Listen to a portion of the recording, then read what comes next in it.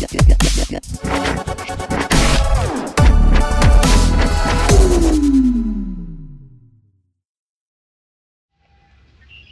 back to another episode of Torque. So today's the second part of our inner rocker and our torque box replacement.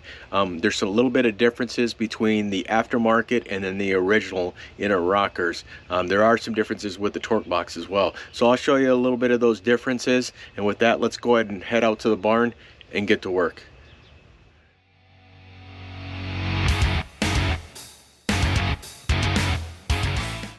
Alright, so I started test fitting the inner rocker, and when I did, I noticed that it was bowed slightly. So I want to show you guys how I straighten this. I've got two 2x6s, one on each side, 2x4 in the center. This is like some 11 gauge 2-inch square tubing, ratchet straps on both sides, and I had to put a lot of force on these ratchet straps, but it did bend this thing straight. So it's pretty good. I'm going to test fit it again. Definitely not for the faint of heart. Alright, I want to show you guys real quick. So the torque box, I'm kind of pre-fitting everything. So I don't even have the inner rocker in there. I'm pre-fitting. I've got this torque box for the passenger side, and it won't physically go in there all assembled, which is kind of amazing.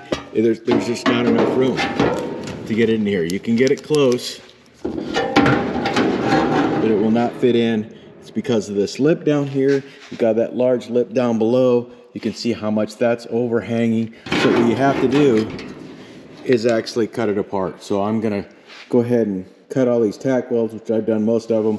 There's a couple of welds on the inside. I'll go ahead and cut those, and then we'll be able to fit this inner piece first, and then we'll be able to put this in place. All right, so we've got the inner rocker, we've got it clamped in place. I have to reinstall this piece. I'm going to weld this in, and it's supposed to be nice and level. And then we've got that torque box split into two. So then this one will actually go into place. I'm going to have to fit that. These angles weren't bent enough. So I'll get this welded in, and then we'll try and fit that. All right, I'm going to show you guys, and this is something that you may run into. So this is still clamped in place, inner rocker. I've got this high lock, just one high lock, and it's able to hold it in place. I've got that support piece, that double piece of metal, welded in place. The floor will go right over the top of this. This is about level to where I have a little bit of a gap over here, which the floor will go up on top of. So it's exactly where it should be, even where some of the, where it was welded prior is welded on the edge. You can see I'm really close to that. This is the problem I'm running into. Now, you know, I had this piece, I had it separated from the other piece. I'm gonna try and show you guys. So this lip right here, this lip isn't on the original piece. It actually wasn't there, and it's welded just on the flat top section. So when you put this up, see if I can do this, I'll show you guys at the same time. Look how far that hangs down. I'm hitting up there. So I'm gonna have to probably section this piece. I'll probably have to cut this, and then that will go up. But also a problem is, this is in a 90-degree angle. This is actually supposed to roll up. The bottom is supposed to roll up. I'll show you guys.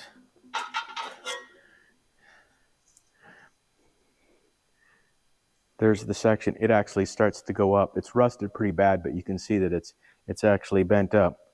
So this needs to be cut and the whole thing bent up. So I'm going to end up sectioning this in. I'll show you guys at the end how it looks. But yeah, that's what you get with aftermarket parts. All right, we're at the point now where we'll go ahead and weld up all the spot welds for the inner rocker. After that, we'll go ahead and then we can start doing a final fit on this torque box. It's going to take a little bit of modification. Okay, I just want to show you guys, this torque box is so far off. I had to actually cut off the angle piece that's up at the top, cut off this back piece that actually goes towards this. And then I also cut this off, which is actually angled down. The original didn't have that. Also, the original had this bent piece. This was not bent, not nearly as much. You can see that's where the originally was, and then I cut it apart and had to bend it. Now this section fits really well.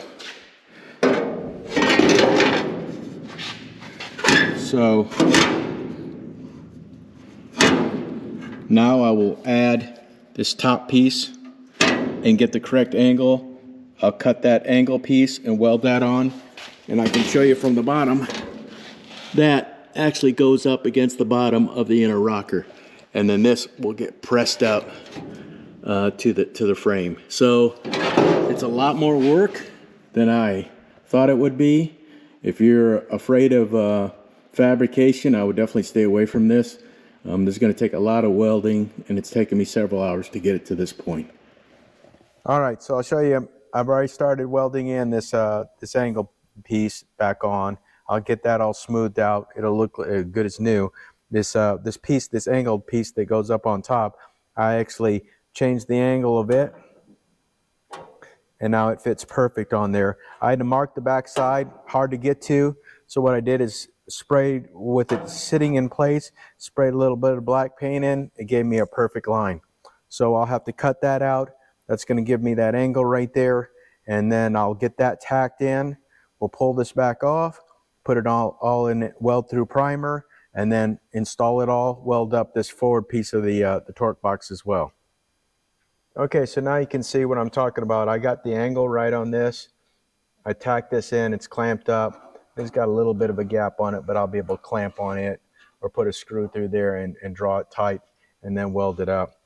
So I've got to finish welding this, drill out all the holes, and then of course, like I said, get it in the welding primer, and then we'll get it welded on. Just want to show you guys, so I've got this angle piece, it's all welded in. Once it gets welded in, it'll look like a brand new piece. So you remember I sectioned this and that, and it looks really good. So we're gonna continue with it. I've got to punch a bunch of holes for the welds. And another quick point I want to show you guys, they didn't put these pieces on here before. The original piece did have a flange here and a flange here, so I added these to it, welded it and ground it down, so now I can put some plug welds right there as well. On the inside of the inner rocker, I am going to spray rust encapsulator by Eastwood, just to give some kind of rust prohibitive, compound inside. I'm going to show you real quick. So the inner rocker is about 1/8 of an inch narrower than the old one. So this little bracket that's in the back that hooks into the rear suspension, it's actually sitting 1/8 of an inch off. So I've got some, I just made a little tiny plate. Instead of building up a weld, and then it's not really supporting it all the way across, I just cut a little plate. I'm going to put that in there, weld that in. That's going to give it a lot of support. I've got all the spot weld holes cut. Everything's been primed with the weld through primer. That should keep the corrosion out at least for a while. I'm ready to clamp this thing up and start welding.